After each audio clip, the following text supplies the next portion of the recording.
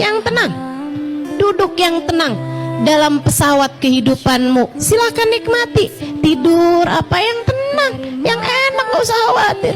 Kan begitu? Dah, mulai hari ini pokoknya inget-inget aja. Setiap kali datang ketakutan, astagfirullah, astagfirullah, astagfirullah. Kok saya segitu gak percayanya sama Allah? Gituin aja. Lagi datang sakit, panik segala macam, astagfirullah, astagfirullah. Kok saya segitu gak yakinnya sama Allah? Allah udah bilang faida maridtu fahuwa yashfin, katanya Nabi Allah Ibrahim.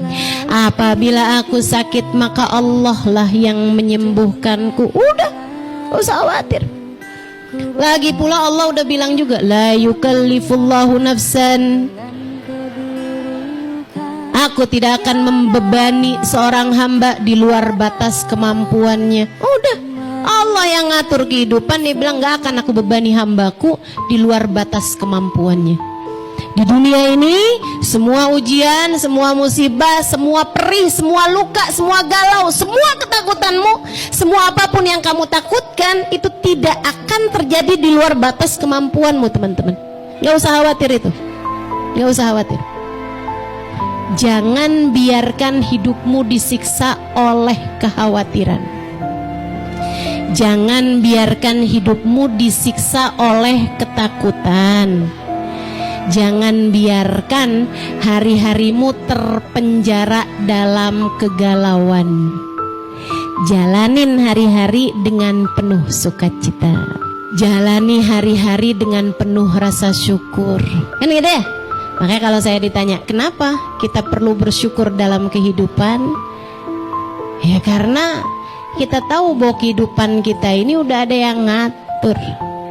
Yang ngaturnya tahu yang terbaik.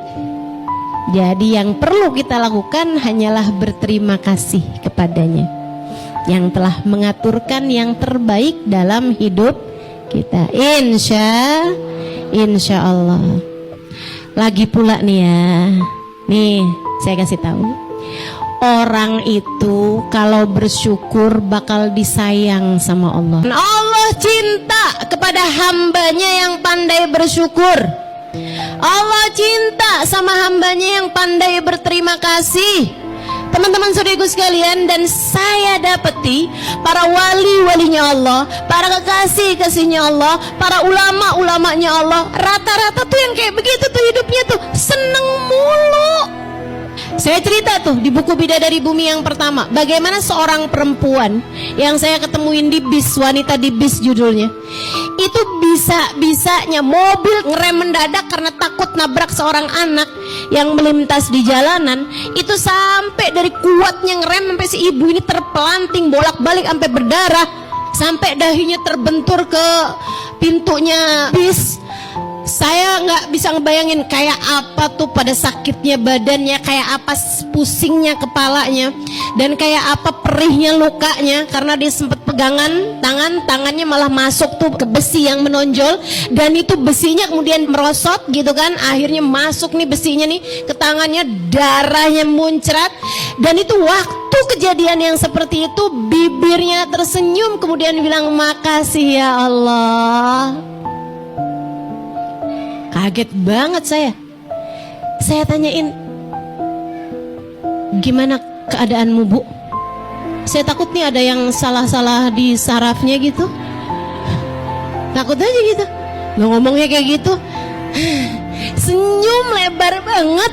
Tuh dia bilang, makasih ya Allah. Teman-teman saya sekalian, itu waktu saya tanyain gitu kan, saya bilang, Bapak gimana keadaan kamu gitu. Orangnya bilang kayak gini, alhamdulillah nah, alhamdulillah. Saya jadi kaget banget gitu kan. Alhamdulillah, Rabbuna Karim, Tuhan kita baik banget ya nak ya. Saya kan heran aja gitu ya. Maksud kamu gimana? Dia bilang, nak, ini Allah lagi nyebut nama kita. Kan Allah bilang, katanya Allah kalau sedang cinta kepada hambanya, dikasihnya musibah kayak begini nih. Allah lagi cinta sama kita. Makasih ya Allah, makasih ya Allah. Saya, ya ampun, luar biasa. nih hamba-hamba model begini nih, udah pasti dicinta sama Allah, udah pasti dicinta sama Allah. Sampai Allah SWT bilang, wa qalilun min ibadiyas syakur. Dikit kata Allah, dikit. Hambaku yang pandai berterima kasih itu dikit banget. Kalau kita bisa jadi salah satunya, itu adalah sebuah tanda besar bahwa kamu adalah seorang yang pantas disayang, dicinta Allah Subhanahu. Jadi mulai sekarang, tiap kali kamu datang ngeluh-ngeluh apapun aja, coba tanya balik sama hati kamu. Coba tanya balik sama hati kamu. Tiap kali kamu ngerasa, nih kayaknya duit saya nih, dompet saya nih udah tipis banget ya. Ya ampun, kok hidup saya susah banget gitu. Balikin. Susah apa ya saya? Enggak ah, kayaknya nggak susah kok. Ini jangan-jangan nih bukan cuman dompet saya nih yang tipis nih.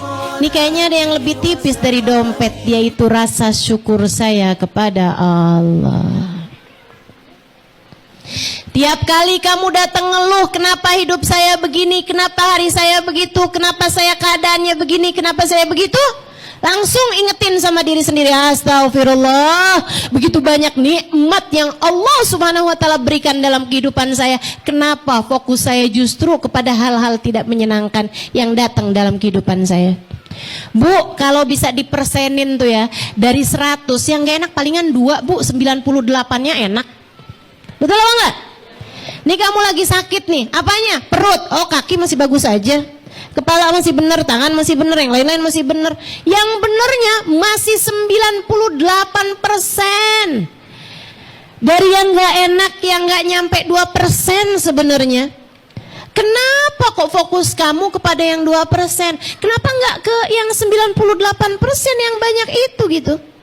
Allah bilang, fadkuru ala Allah la'allakum tuflihun. Selalu ingat-ingatlah kenikmatan-kenikmatan dari Allah, maka kamu akan menjadi seseorang yang beruntung, seseorang yang berbahagia, seseorang yang damai hidupnya, karena yang kamu lihat fokusmu selalu kepada ala Allah, pemberian-pemberian Allah, kenikmatan-kenikmatan dari Allah, kesenangan-kesenangan dari Allah Subhanahu wa Ta'ala, yang bahkan dalam yang gak senengnya itu juga tuh seneng sebenarnya.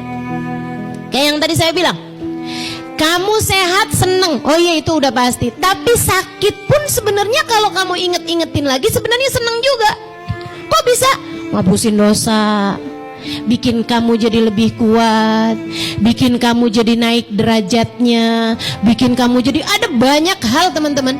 Dan bikin kamu bisa diam-diam berpahala, bikin kamu jadi tambah deket sama Allah Subhanahu wa Ta'ala. Itu ada banyak banget kebaikan-kebaikan yang kamu bisa dapatkan dalam sakitmu tersebut gitu. Makanya teman-teman saudaraku sekalian yang saya muliakan, bahkan sehat perlu disyukuri, sakit pun juga perlu disyukuri.